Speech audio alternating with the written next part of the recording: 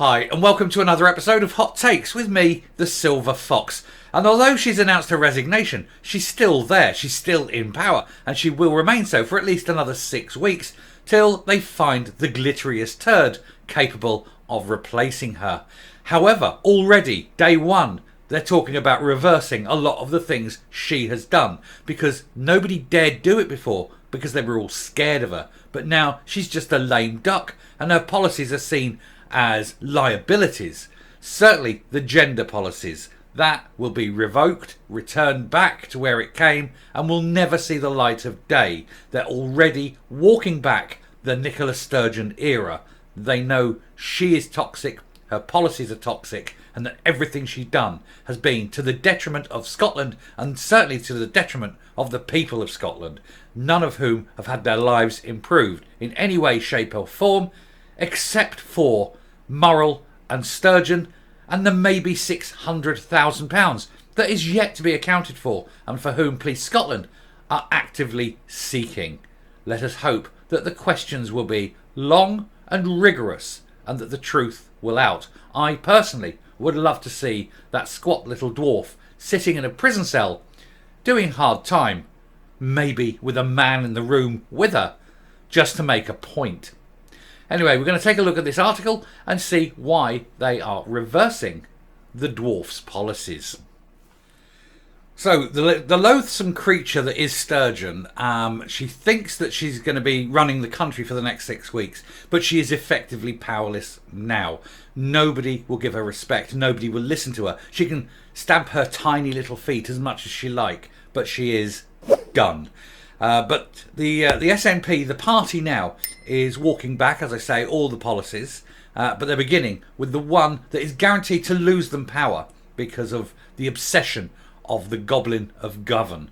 And that is the Scottish Nationalists are preparing to rip up a pro-transgenderism bill after Sturgeon's resignation. Now, she is peering over the top of the very tiny podium that they had to build especially for her. And as soon as she can sort of disappear, preferably into prison for a while, but out of public life, the better for all concerned. So pro-independence politicians within the Scottish National Party are preparing to rip up their former leader's pro-transgenderism bill after her resignation. Officials within the SNP are reportedly keen to drop the controversial pro-transgenderism bill after their progressive leader, Sturgeon, announced her resignation. Under the so-called Gender Recognition Reform Bill, championed by the First Minuscule, children aged 16 years and older would have been able to change their gender without medical supervision. An idea that virtually no one with any kind of common sense would think would be a good idea. With the politician also pushing a number of other militantly pro-transgenderism measures while in office. And as I said in a previous video, whenever she had to make a decision, she, without fail, made the wrong decision and always stood diametrically opposed to the will of the masses in Scotland. How she retained office for so long is going to be the subject of smug little treatises from political students for years to come. There will be people born today who will be getting doctorates in how Sturgeon managed to hold on to power for so long. Anyway, according to a report by the Daily Telegraph, however, the massive legacy of transgenderism may soon be quietly forgotten, with many within the party keen to move on from the controversial legislation. And very unhappy that Sturgeon's progressive crusade appeared to take precedence over the party's push towards an independent Scotland. She destroyed everything. She destroyed child safety, women's safety. She destroyed everything. She's destroyed the SNP with this push for transgenderism and her need to look virtuous to a tiny, tiny minority of mentally ill people. And at the same time, she took her eye off every other job that she's supposed to do. The safety of the country, the safety of its individuals, the economy, medical, health, education, the drug problem in Scotland. Every single area, every single policy failed. And especially the one that she was completely obsessed about, which was transgenderism. Well, she will disappear, and her legacy will be one of failure and misery. And quite right too. She was a failure and she is miserable.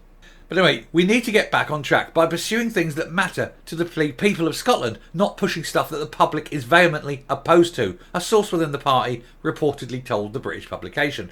I expect the gender reforms to be parked somewhere as quietly and quickly as possible, and any sensible new leader will want to get that off the front pages and quickly. While the Scottish Government did in fact pass the Gender Recognition Reform Bill, the UK's Westminster Government used its reserve powers to block it.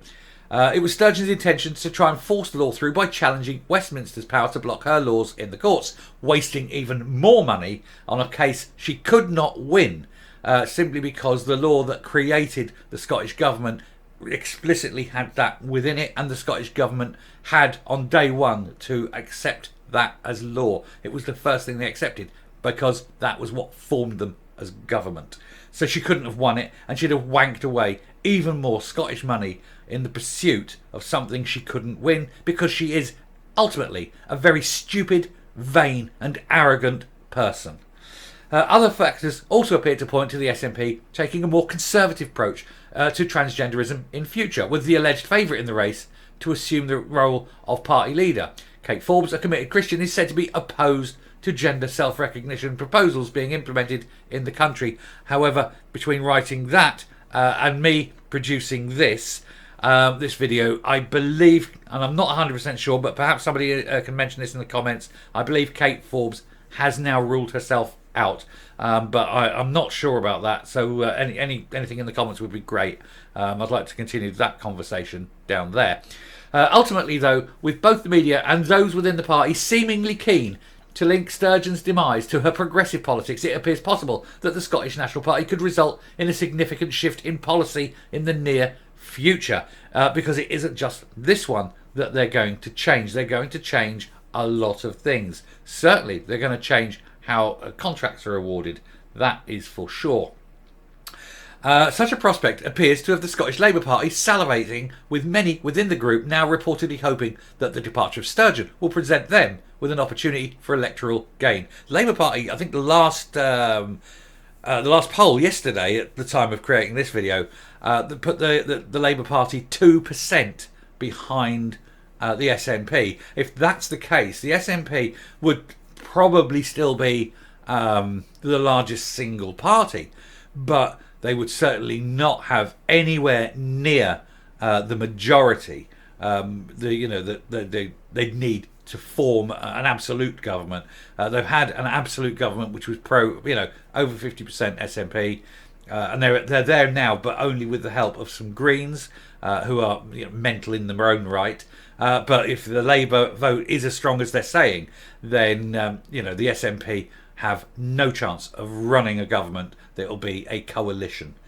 Anyway, other analysts have suggested that such hope is short-lived, with one politics expert at Strathclyde suggesting an even stronger leader for the party could soon emerge to push for independence. And it might be that the SNP descends into a fractious debate about independence and referendums, and as a result voters get turned off.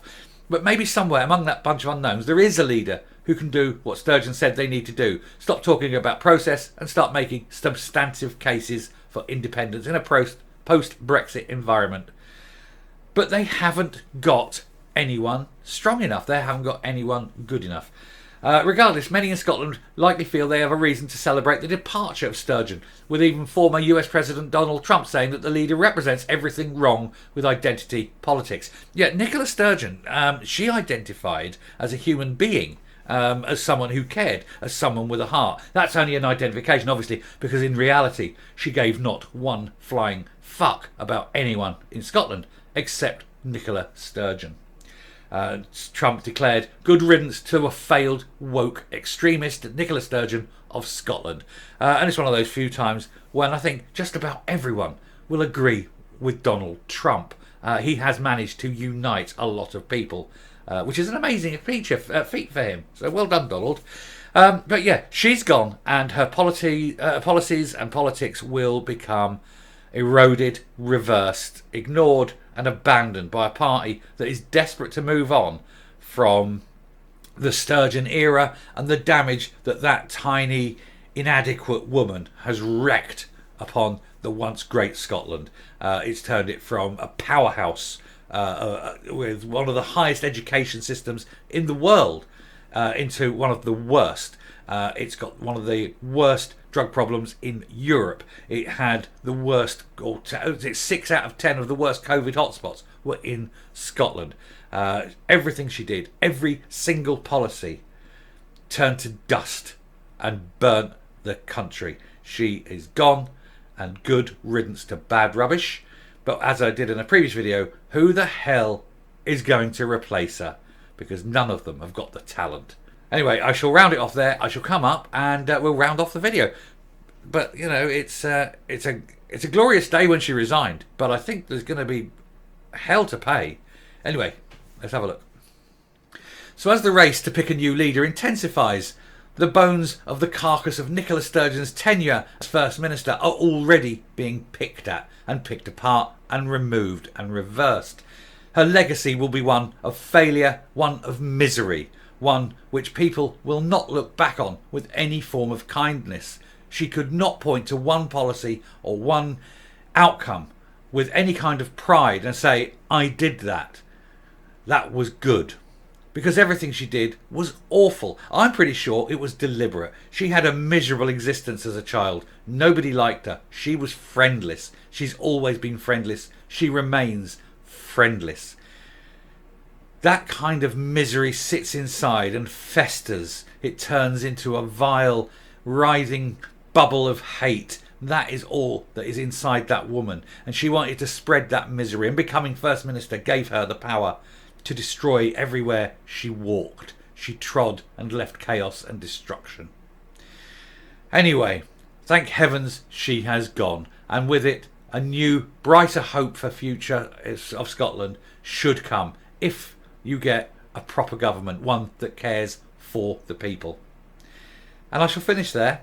Thank you very much for listening. It's been a bit of a long one, that one.